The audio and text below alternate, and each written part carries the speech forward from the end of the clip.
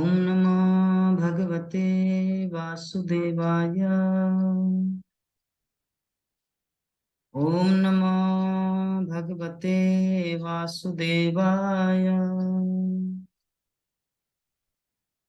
ओम नमो भगवते वासुदेवाय। नारायणं नमस्कृत्य नरं चैव नरोत्तमं देवीं सरस्वतीं व्यासं ततो जयमुदीरये।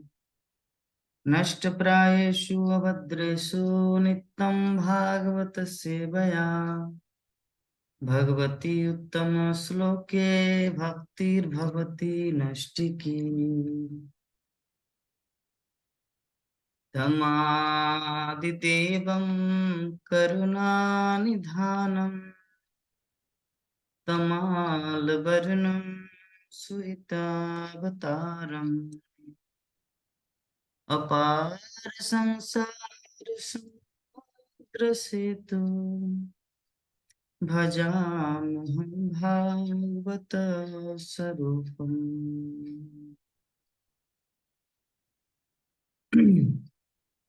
आज हम लोग श्रीमद् भागवतम के द्वितीय स्कंद के द्वितीय अध्याय श्लोक संख्या 28 इसके ऊपर डिस्कस करेंगे।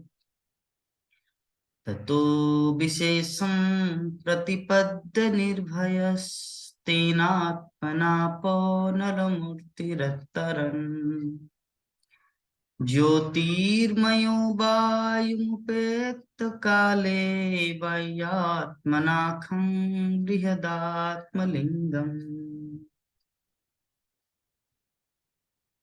तो सुखदेव गोस्वामी परीक्षित महाराज को भगवत धाम जाने के लिए क्या क्या एक भक्त की योग्यता होनी चाहिए, ये भगवत धाम पहुंचने के लिए कौन कौन से लोग, कौन कौन से ग्रह मंडल को पार करना होता है, ये सब वर्णन कर रहे हैं कि सत्यलोक पहुंचकर भक्त क्या करते हैं, अपने सूक्ष्म शरीर से अपने स्थूल शरीर जैसी सत्ता में निर्भय होकर समाविष्ट हो जाता है और कर्मशः वो भूमि से जल, अग्नि, तेज तथा वायु की अवस्थाएं पार करता हुआ अंत में स्वर्गीय आकाश में पहुंच गया।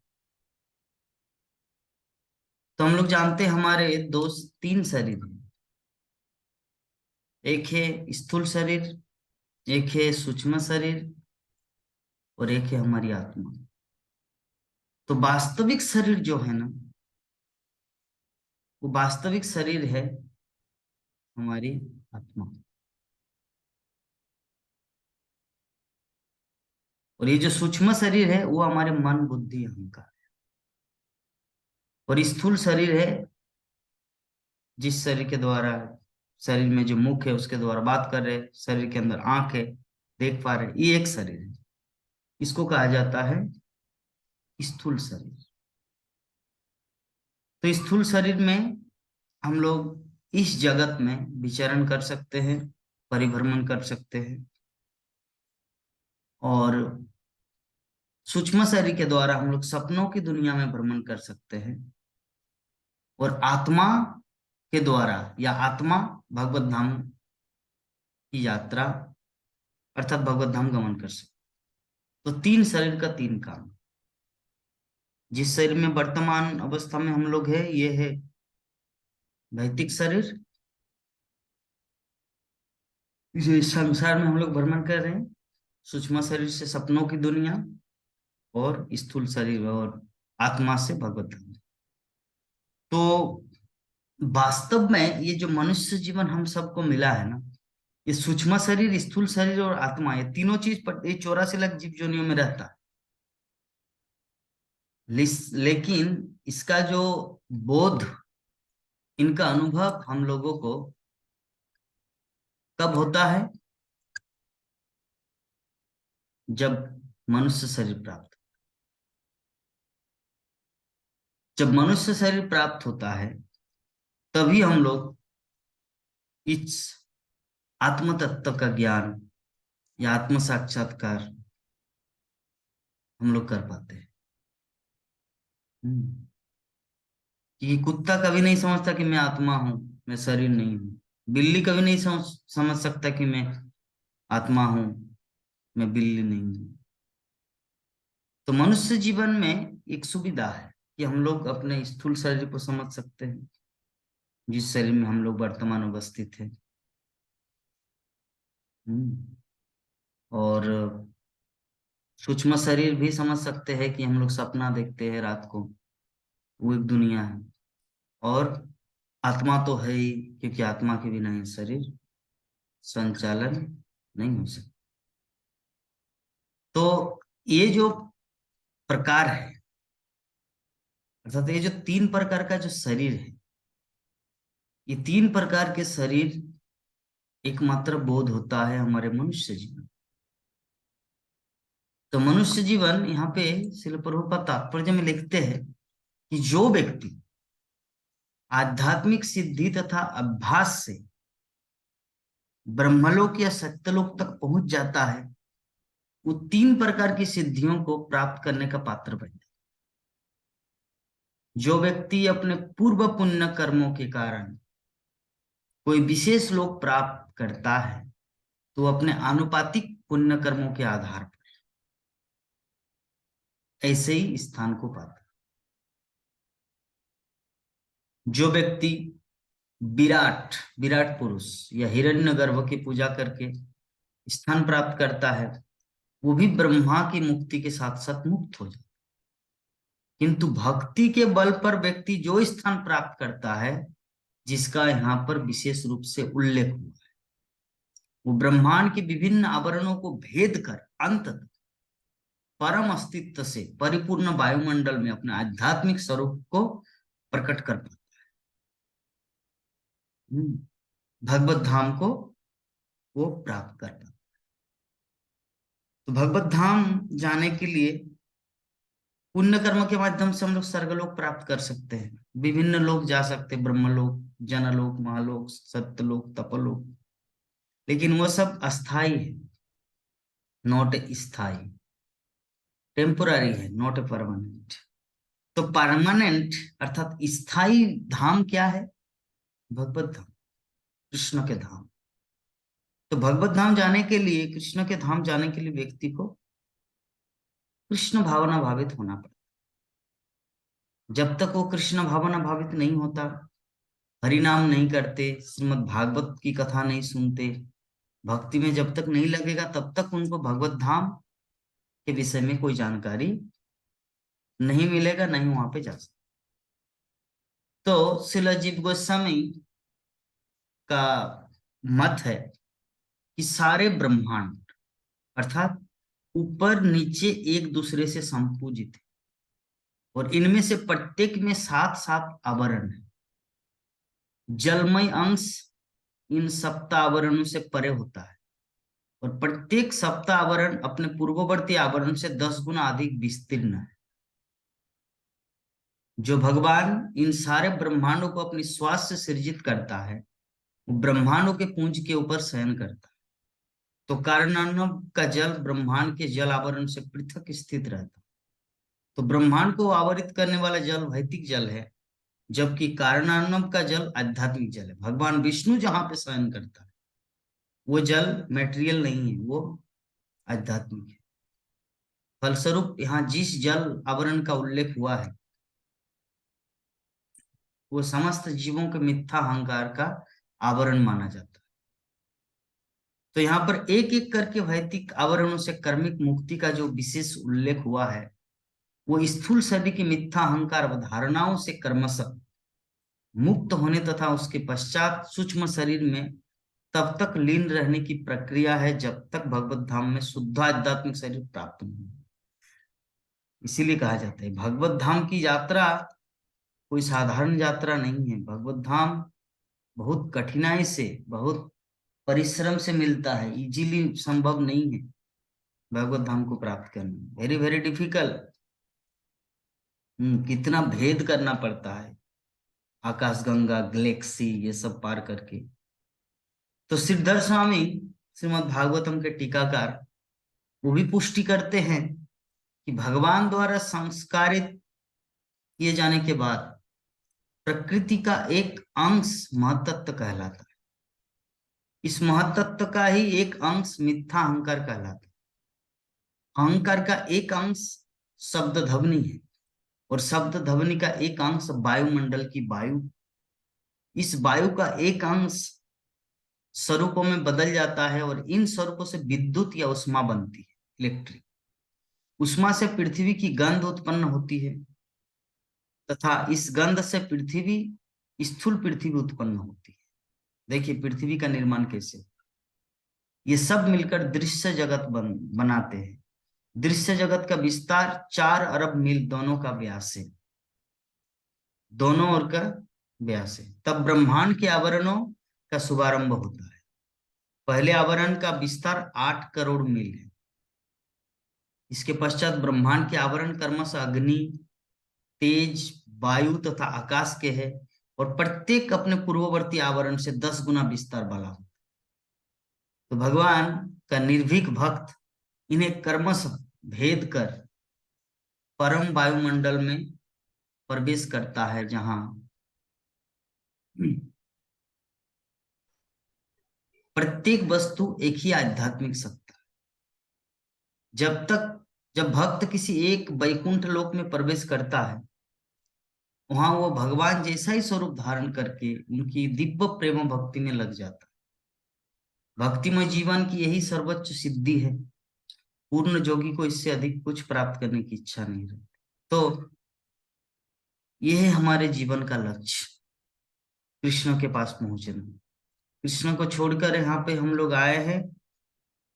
हम लोगों को पूरा पूर्ण ये प्रयत्न करना है कि उनके पास चले जाए, कृष्ण के पास चले जाए।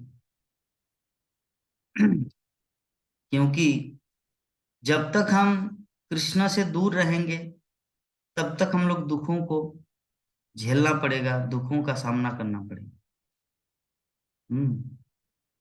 इसीलिए भगवान के धाम, ये सच्चाई है। मान लीजिए हम लोग कभी कभी विभिन्न जगह भ्रमण करने जाते हैं टूरिस्ट के रूप में, तो कभी बद्रिका धाम, बद्रिकाश्रम, तो कभी केदारनाथ, तो कभी हरिद्वार, तो कभी तिरुपति बालाजी, तो कभी द्वारकाधीश। हम लोग इस तरह भ्रमण कर रहे हैं। तो भ्रमण करते करते हम लोगों को हो सकता है विभिन्न जगह दर्शन हो रहा है, लेकिन थक जाते हैं। अपना घर सबको चाहिए भाई, जहाँ के है वो, जहाँ उनका खुद का घर है, वो लौट के आता है, विश्राम करता है। तो हमारी स्थिति जो है ना, वही भ्रमण करने की दिशा में है। हम लोग भ्रमण कर रहे हैं अभी। तो हमारा स्थायी शांति या रेस्ट या विश्राम तभी मिलेगा जब हम लोग भगवान कृष्ण के धाम पहुंचेंगे, जो हमारा असली घर है। अभी हम लोग विभिन्न जगह सिर्फ घूम रहे हैं। तो सुखदेव गोस्वामी वर्णन करते हैं, घ्राणेन गंधम रसनेन वेरसम रूपम च दृष्ट्वा ससनं तचैव श्रोत्रेण चोपेत्त नभो गुणक्तम् प्राणेन चाकृति मुपेति योगी। इस प्रकार भक्त विभिन्न इंद्रियों के सूक्ष्म विषयों को पार कर जाता है, यथा सूंघने से सुगंधि को, चखने से स्वाद को, स्वरूप देखने से दृष्टि को, संपर्क द्वारा स्पर्श को, आकाशीय आकाशीय पहचान से कान के कंपनों को, तथा भौतिक कार्यकलापों से इंद्रियों, ये इस प्रकार पार करता है। तो आकाश से परे सूक्ष्म, देखिए हर चीज का सूक्ष्म वस्तु है। जैसे अणु होता है, परमाणु, अणु से भी छोटा होता है परमाणु। उसी प्रकार आकाश जो है ना, आकाश से भी परे है सूक्ष्म आवरण, जो ब्रह्मांडों के प्राथमिक आवरणों के समान है। ये स्थूल आवरण सूक्ष्म कारणों के आंशिक अवयवों के विकास। इस तरह जोगी या भक्त स्थूल तत्वों के विलीन होने के साथ साथ सूंघने से सुगंध जैसे सूक्ष्म कारणों का परित्याग कर देता। इस तरह शुद्ध आध्यात्मिक स्फुलिंग स्वरूप जीव सारे भौतिक कलमश से शुद्ध होकर भगवत धाम में प्रवेश करने के योग्य बन जाता। देखिए कितना सीधा मार्ग या सरल मार्ग यहाँ पे बनने की। जब हम लोग शुद्ध भक्तिमय सेवा करते हैं तो सेवा के प्रभाव से भगवान श्री कृष्ण की कृपा से हम लोग ये आवरण को पार करते करते एक दिन उनके धाम में पहुंच जाएंगे। सभूत सूक्ष्मेन्द्रिय सन्निकर्ष मनोमयं देवमयं विकार्यम् संसाद्दगत्ता सहतेन जाति विज्ञान तत्त्वं गुण सन्निरोधम्। तो इस तरह से भक्त स्थूल तथा सूक्ष्म आवरणों को पार करके अहंकार के स्तर में प्रवेश करता है। उस अवस्था में वो भौतिक गुणों रजगुण तथा तमोगुणों को इस उदासीन बिंदु में विलीन कर देता है और इस तरह वो तम सतगुणी अहंकार को प्राप्त। इसके पश्चात सारा अहंकार महत्तत्व में विलीन हो जाता है और वो शुद्ध शुद्ध आत्म साक्षात्कार को प्राप्त। आत्म साक्षात्कार की दिशा देखिए, जब तक हम लोग को शुद्ध गुण प्राप्त नहीं होगा, शुद्ध सत्य गुण, तब तक हम लोग आत्म साक्षात्कार नहीं कर सकते, अर्थात कृष्ण दर्शन नहीं कर सकते। सत्वगुण का अर्थ होता है वस्तु को यथारूप में दर्शन करना। आत्मा आत्मा है, शरीर शरीर है, संसार संसार है, कृष्ण भगवान भगवान है। प्रत्येक वस्तु को यथारूप में दर्शन करना, उसी को कहा जाता है आत्म साक्षात्कार। तो शुद्ध सत्य गुण में ये फैसिलिटी है। जो व्यक्ति तमोगुण में रहते वो पागल होता है, सारा जगत उनको पागल नजर आता है। जो व्यक्ति रजोगुणी है होता है वो लोभी होते हैं, लालची होते हैं, इसीलिए सारा जगत उनको लालची नजर आता है कि मैं उसको ठगूं, वो मुझे ठग ना पाए। लेकिन जो सत्वगुण में स्थित है ना, वो स्थिर हो जाता है, शांति को प्राप्त करता है और भगवान श्री कृष्ण की भक्तिमय जीवन में, भक्तिमय सेवा में वो लीन हो जाता है। लीन होने का मतलब ऐसा नहीं कि पानी और चीनी का जूस बनाना, शरबत नहीं। लीन होने का मतलब अपना अस्तित्व बनाए रखना है, कृष्ण की सेवा में लगने को ही लीन करें। हम्म। तो ये जो आत्म साक्षात्कार है ना, आत्म साक्षात्कार का जो रियल फीचर क्या है? नित्य दास, भगवान श्री कृष्ण के नित्य दास के रूप में अपनी चेतना को वापस पाना। अभी हमारे अंदर चेतना है, सेवा करने का भी भाव है, लेकिन किसी भी जीव के ऊपर, किसी भी जीव के लिए। लेकिन जब हम लोग सिर्फ एकमात्र और एकमात्र कृष्ण की सेवा के लिए लालायित रहते हैं, भगवान श्री कृष्ण की सेवा में तल्लीन होते हैं, तब वो जो हमारी चेतना है उसे कहा जाता है शुद्ध चेतना, प्योर कॉन्शियसनेस। तो इस तरह मनुष्य क्या करते हैं? भगवान की दिव्य प्रेमा भक्ति की अपनी मूल स्थिति में पुनः आरूढ़ होता है। भगवान से किसी प्रकार का पारिश्रमिक पाए बिना या अन्य रूप में भगवान की प्रेमा भक्ति करने की अवस्था तभी प्राप्त हो सकती है जब भौतिक इंद्रियां शुद्ध हो तथा इंद्रियों की आदि शुद्ध अवस्था पुनः प्राप्त हो सके। ये कृष्ण, ये जो कृष्ण भक्ति का जो पथ है, ये जो भक्तिमय जीवन है, यहाँ पे व्यक्ति ऑटोमेटिकली स्वतः शुद्ध प्रेमा भक्ति को प्राप्त होता है। क्योंकि जब वो प्रोसेस में रहते हैं तो कृष्ण एक्सचेंज करते हैं, आदान प्रदान होता है भगवान श्री कृष्ण के साथ। कृष्ण उनको प्रेम करते हैं और भक्त भी कृष्ण को प्रेम करते हैं और प्रेम का आदान आदान प्रदान बढ़ता जाता है। हम्म। और इसकी कसौटी क्या है? इसकी कसौटी यही है कि व्यक्ति को ये चिंता नहीं करना कि कृष्ण मुझे कितना दे रहा है या मैं कृष्ण से कितना मांग रहा हूं। नहीं, बिना किसी पारिश्रमिक की अनन्य भक्ति, अनन्य भक्ति, किसी भी तरह का कामना ना रहो, उसे कहा जाता है शुद्ध भक्ति। अन्नाभिलाषिता शून्यम ज्ञान कर्मात् अनावृत आनुकूल्यन कृष्णानुशीलनम भक्तिरुच्यते, भक्तिरुत्तम। अन्नाभिलाषित सुन, किसी भी तरह की अभिलाषा नहीं, पूरी तरह से शून्य होना है, अभिलाषा से शून्य। अन्नाभिलाषुता शून्यम ज्ञान कर्म अनावृतम आनुकूल्यन कृष्णानुशीलनम भक्ति रुच्यते। कृष्ण अनुकूल रूप से भगवान श्री कृष्ण की सेवा में, अनुशीलन में लगना ही शुद्ध भक्ति कहा जाता है। ठीक है, ये चीज को हम लोग को समझना है, क्योंकि यहाँ पे जिस चीज का उल्लेख है कि स्थूल शरीर से सूक्ष्म शरीर और सूक्ष्म शरीर से आत्मा, आत्मा में व्यक्ति स्थित हो जाता है। तो मन की पूर्ण शुद्धि तभी संभव हो पाती है जब मनुष्य भगवान का नित्यदास बनकर स्थिर हो जाता है। हम लोग स्थिर तभी होंगे। वो जो श्लोक है ना, भक्ति विनोद ठाकुर बोलते हैं, ज्ञान कर्म कर्म कांड ज्ञान कांड केवल विषेर भांड, अमृत বলিয়া जेवा खाए, नाना जनी भ्रमण करे कदर्य भक्षण करे तार जन्म अधपति।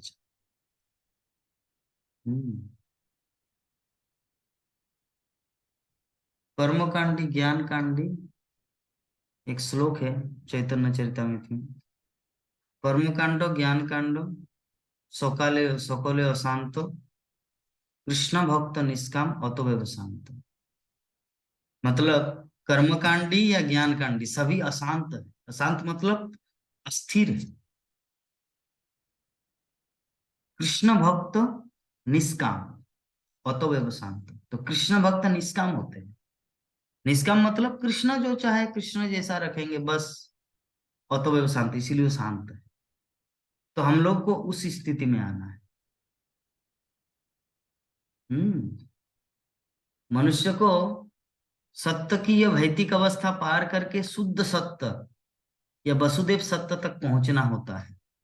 यह वसुदेव सत्य मनुष्य को भगवत धाम में प्रविष्ट कराने में सहायक होता है। जब तक हम लोगों को ये शुद्ध सत्य गुण प्राप्त नहीं होता ना, तब तक हम लोग भगवान के धाम में पहुंच नहीं सकते। भगवत धाम वैकुंठ गोलोक वृंदावन को नहीं प्राप्त कर सकते। इसीलिए बहुत जरूरी है हम लोग को शुद्ध सत्य में, वसुदेव सत्य में प्रविष्ट हो। इस प्रसंग में हम लोग को सदैव स्मरण रखना है कि उपयुक्त जो विधि की तुलना में भक्तों के क्रमिक उत्थान की विधि यद्यपि प्रामाणिक है, किंतु वर्तमान युग के लिए उपयोगी नहीं है। ये जो शास्त्रों में जो कुछ विधि दिया गया है इस प्रकार स्टेप बाय स्टेप पार करके, ये सब प्रामाणिक है, बोनाफाइड है, किंतु वर्तमान युग के लिए ये संभव नहीं है, क्योंकि लोग योग अभ्यास से मूलत अनजान है। ये योग अभ्यास की विधि दिया गया है। व्यवसायिक समर्थकों द्वारा तथाकथित योग अभ्यास भले ही शारीरिक क्रियाओं के लिए लाभप्रद हो, किंतु इतनी छोटी सी सफलता यहाँ पर वर्णित आध्यात्मिक उत्थान की प्राप्ति में सहायक नहीं बन सकती।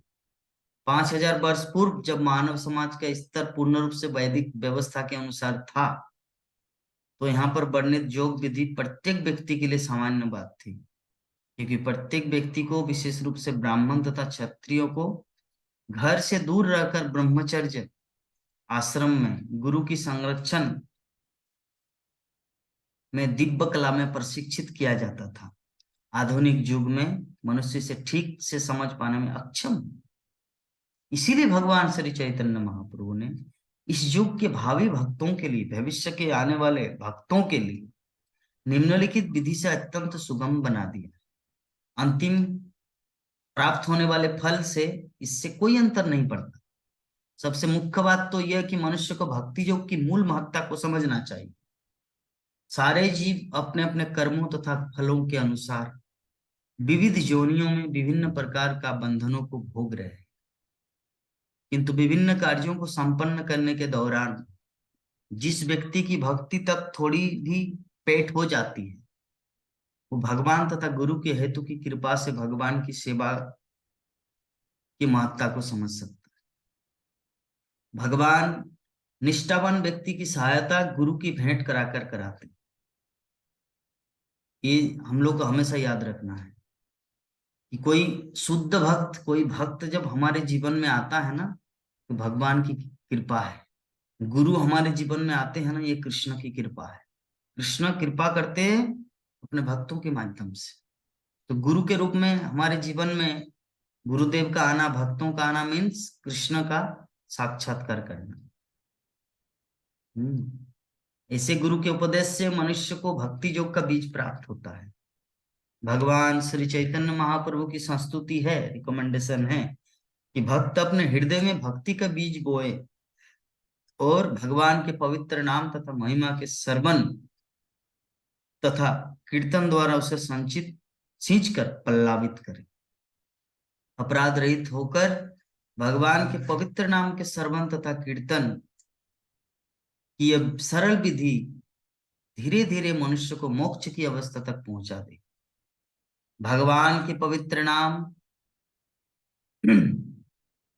कीर्तन की तीन अवस्थाएं। पहली अवस्था है भगवान नाम का सापराध कीर्तन करना, मतलब अपराध के साथ कीर्तन करना। दूसरी अवस्था है पवित्र नाम के कीर्तन की आभास अवस्था, अर्थात नामाभास।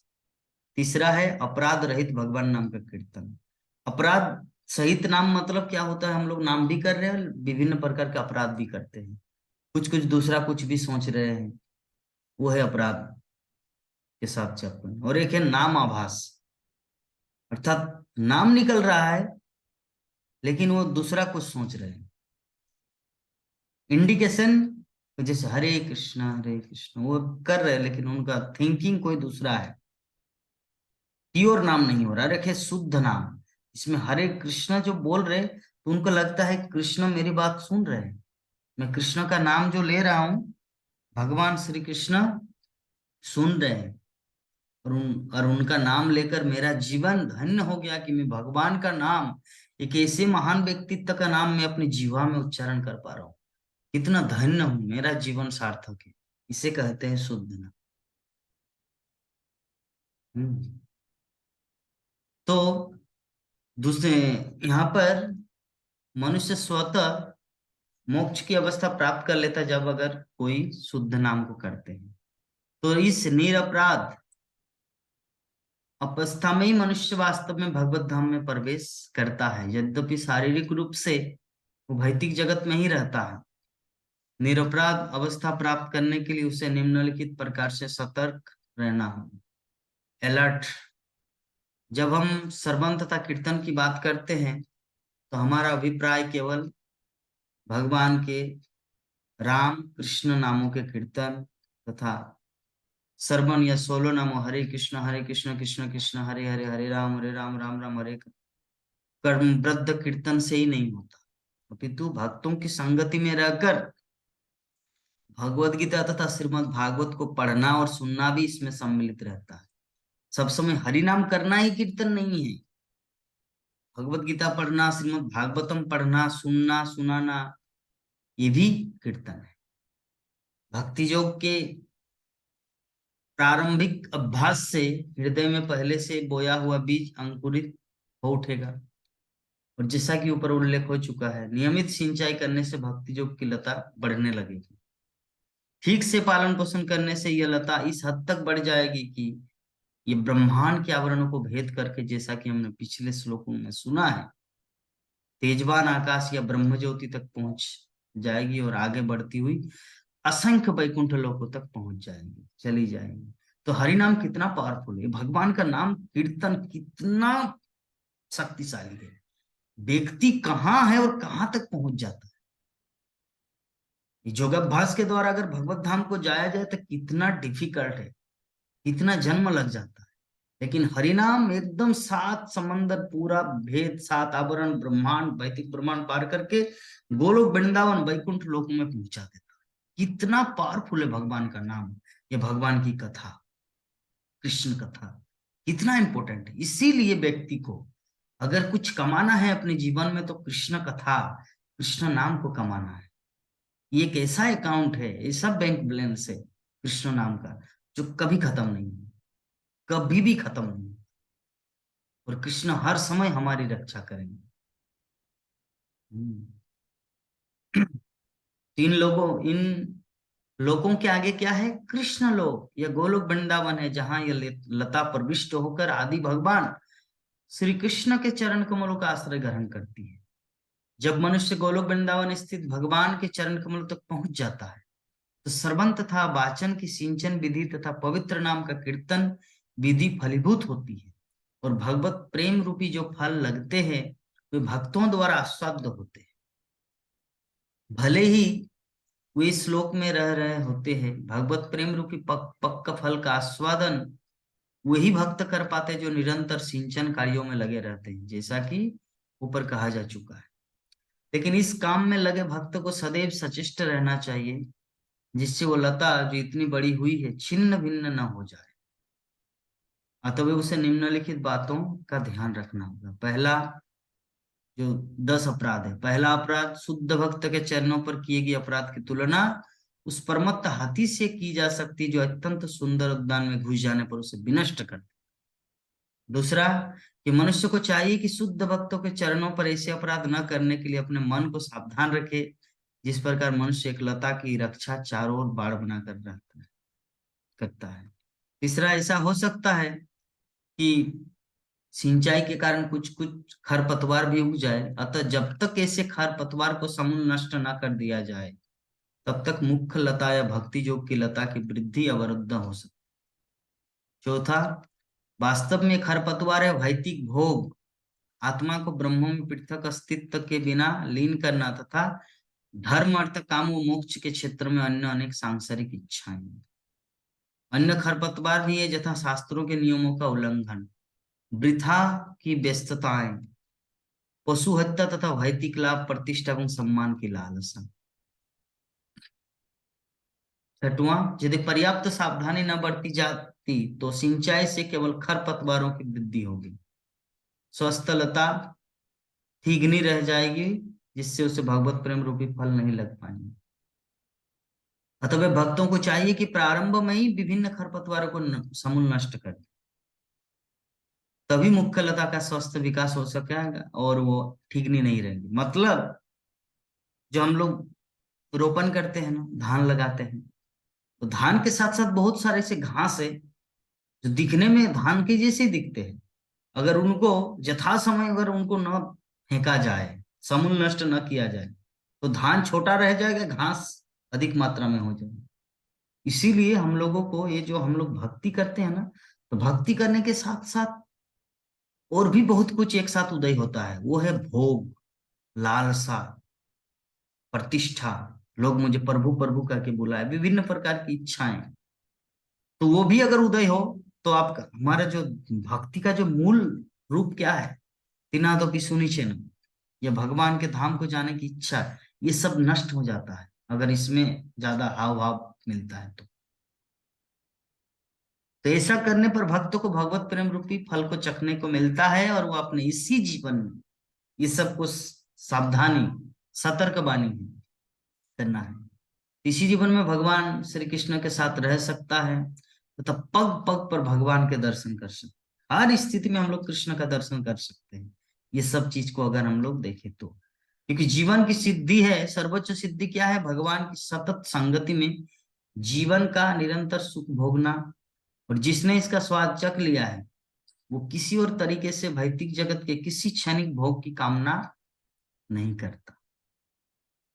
तो इस प्रकार हम लोग आज 3 श्लोक के ऊपर डिस्कस किए, 28, 29, 30। किसी भक्त के मन में कुछ प्रश्न हो तो पूछ सकते हैं। हरे कृष्ण।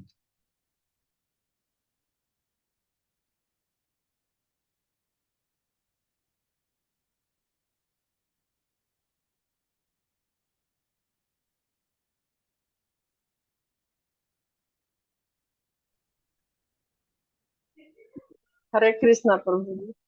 जी माता। दंडवत प्रणाम प्रभु जी। प्रणाम। प्रभु जी, हम्म। अ, हम पूछ रहे थे मेरा कि वीडियो नहीं आ रहा है प्रभु जी। बोलिए।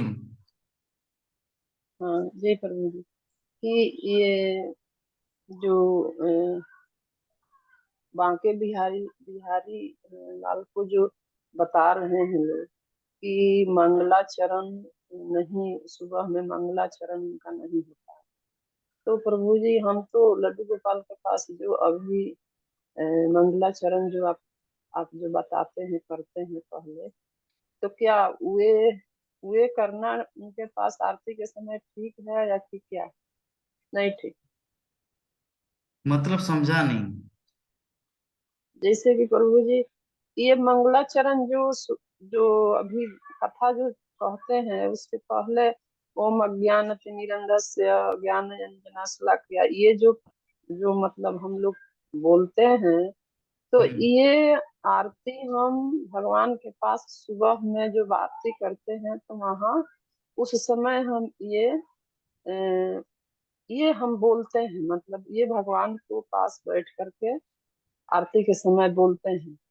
तो इसमें बताते हैं लोग कि मंगलाचरण जो बांके बिहारी लाल जी के पास से कभी नहीं होता है, बस एक दिन ही होता है, जन्माष्टमी के दिन। तो हम लोग माने हम लोग जो ये करते हैं, तो ये भगवान के पास हम आरती के समय नहीं कर सकते हैं? क्यों नहीं कर सकते, आप कर सकते हैं। ओह, हम्म।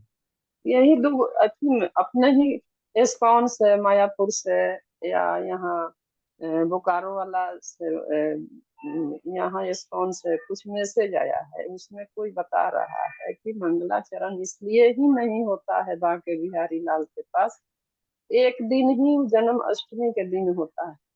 तो हमको थोड़ा मतलब अंदर में हो गया कि हम तो जब से ये गोपाल जी के हम लिए हैं, तब से जब से याद ये हो गया, तब से हम उनके पास आरती के सामने, आरती जब करते हैं तो वहां बैठते हैं, तो ये मंगलाचरण करते हैं।